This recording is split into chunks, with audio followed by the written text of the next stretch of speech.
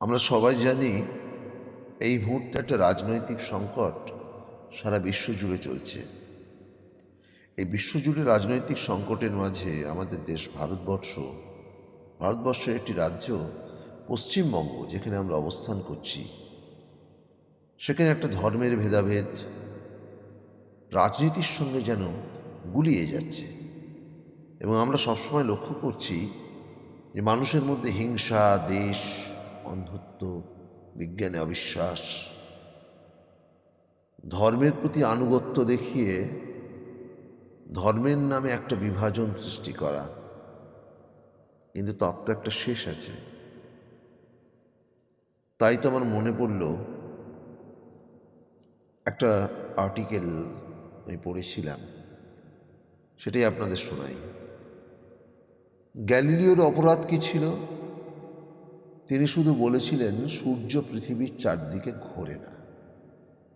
আর এই একটি সত্যই ধর্মীয় ক্ষমতার ভিত কাঁপিয়ে দিয়েছিল।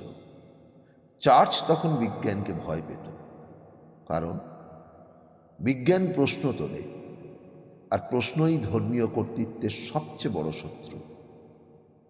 তাই যুক্তির জবাবে দেয়া হয়েছিল বিচার, পর্যবেক্ষণের জবাবে শাস্তি, আর সত্যের জবাবে গৃহবন্দী।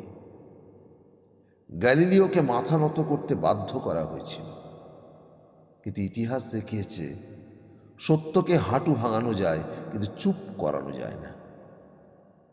আজ শতাব্দী পেরিয়ে গেছে, কিন্তু দৃশ্যটা বদলায়নি। আজও যেখানে বিজ্ঞান প্রশ্ন তোলে, সেখানে ধর্মীয় আবেগকে ঢাল বানানো হয়। আজও যেখানে যুক্তি কথা বলে, সেখানে আস্থার নামে মুখ বন্ধ করার চেষ্টা করা হয়। গ্যালিলিও আমাদের শিখিয়েছিলেন, বিজ্ঞান মানে শুধু গবেষণা নয়, বিজ্ঞান মানে ভয় না পাওয়ার সাহস।